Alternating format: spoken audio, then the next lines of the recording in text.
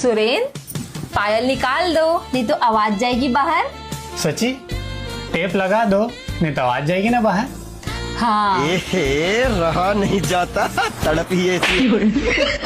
और लो, घर के काम कौन करेगा? बर्तन कौन साफ करेगा? झाड़ू कौन लगाएगा? हाँ बोलो, भाभीियों को ताड़ने से फुर्सत नहीं है तुमको? हाँ, शर्मा जी की बीवी के रात के 2 बजे क्यों गए थे? बोलो, और बोलो।